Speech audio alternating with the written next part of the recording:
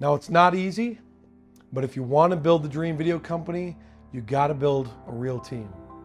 So why do most video owners stay solo? Just as maybe a freelance videographer, maybe a full-time filmmaker, but many people don't actually build a team. Why is that? And that's what we're really going to dive into today.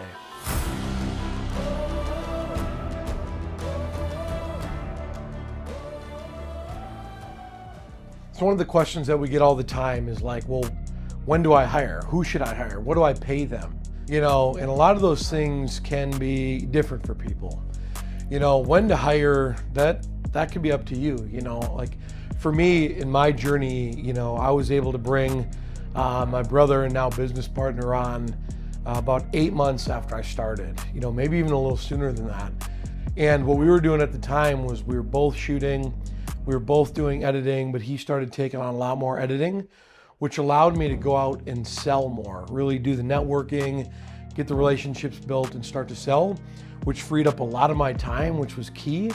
So one of the things that I think, is gonna help somebody in their journey, somebody that they should hire first is probably going to be somebody that can shoot and edit, to really be a second shooter on a project with them, take on more edits, maybe an extra bit of editing workload, so that you can maybe go out and figure out how to keep driving new business. One of the other things that's going to be kind of a telling sign of when you should hire is when you're just slam busy yourself. But once you bring on a W-2 employee, and they're not kind of 1099, there's a lot of different legal stuff that you have to do. You have to look at workman's comp. You have to look at different insurances. You don't have to do benefits right away, but you're gonna have to look at that down the road. One of the reasons that it's hard to hire people right now is we're in an industry where really, again, it's not very challenging to get into the field. You can buy your gear, you can get an LLC, and then you and all the guys that are all business owners of your own, video companies. However, when you say, hey, I'm growing, you should come work for me, a lot of people are pretty advantageous about like, well, no, like if you get a project, you can, contract me and I'll help for sure. Like I'd love the business, but to stop what I'm doing and then come work for you, like I just don't know if I'm ready to do that or would like to do that. I'm really pursuing my dreams as well. So the bigger you get, the more established you get, the easier really that becomes, because you're creating a work environment that's more and more desirable. It's sexy, it's big, there's a lot of equipment, cool offices, people, culture, trucks. I mean, it's like, yeah, everybody wants to kind of be a part of that kind of thing. But when you're just getting started, to go, hey, you should really try this with me, you're just gonna run into those kinds of things. And what you really need to do is paint the vision. Like show that you are hungry and that you're doing it and that you're moving forward and growing, but explain to them what do you guys want? Like, what is your vision? What's the future for the business? Where are you guys going? What is the opportunity for them? Because at the end of the day too, everyone to a point really wants to support you if they're working for you, like that's what they're gonna do, but they still want to know what's in it for them, So to be able to like paint a vision of like, hey, this is where we're going, this is where I see you coming alongside with me, and we're gonna keep doing this thing. And it's gonna look wildly different at the beginning than what it could potentially look like in the future. One of the other things too with, just being difficult to hire is really being okay with letting go.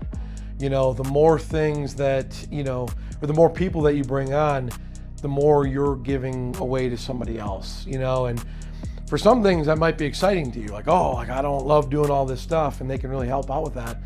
But there will be some things down the road too that's like, man, I really love this part of the business, but being the owner or the CEO is going to require you to start giving things away also that you maybe don't want to give away, that you really enjoy about what you do. There's actually a book called The E-Myth that really talks about that too, and how as the owner or CEO, you're gonna have to continually step up and do different things, giving away some of the things that you love, and you might just find out that you don't really want to grow that big because you enjoy those things so much, and that's why you got into business in the first place. So one of the things too that we really focused on pretty early on was our culture.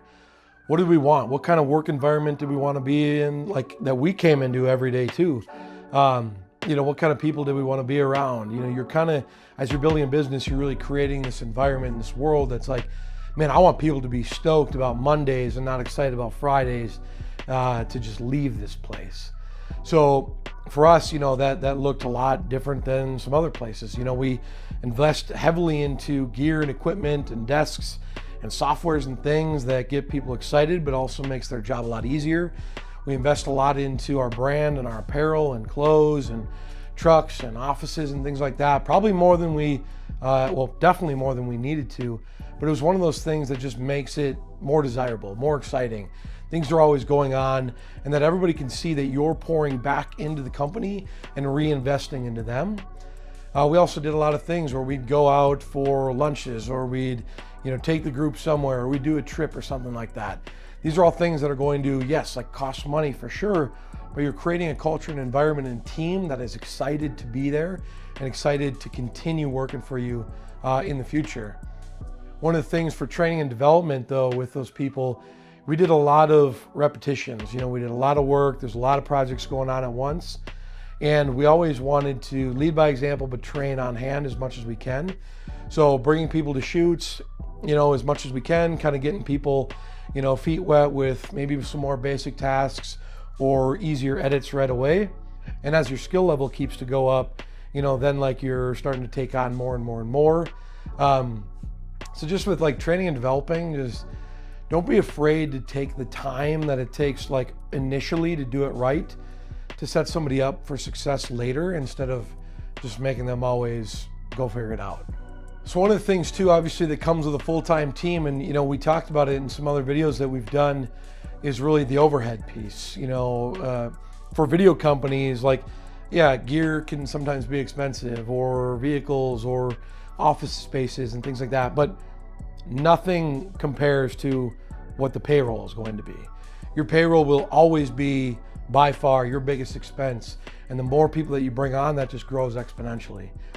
So with that, and if you're gonna do it properly, you need to care and have that extra pressure of these are people's livelihoods now that you're responsible for, and going that, hey, we are in an industry that can be slow in certain seasons, or economically, if something happens, you may slow down. So you have to be able to plan ahead and see what's going on so that you never get into this spot where you're in a pinch. I know too many business owners and companies that are oh, it slowed down, we'll just lay a bunch of people off. Can you do that? Obviously, yes, legally you can, but that's not an exciting business or company or culture to be a part of. If you're just kind of going, oh, we're not doing well, so we're going to let a bunch of people go. Oh, we are doing well, now we're going to bring a bunch of people on.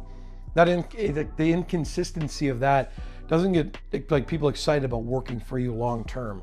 The things that I would caution you to do is, I've seen people that kind of get into this kind of space, initially, because it's relatively, again, pretty inexpensive. You can see some success right away. You can make some decent money right away. But then they hear all these gurus and people online, and they're build this team so that, you can just walk away basically from the business, that you're not going to be in the business day to day, doing all this work, really just put that onto your team.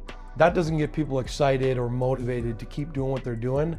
I'm not saying that you can't ever do that, in the future, and really, develop people to take on certain things so that you do have availability and flexibility to do that.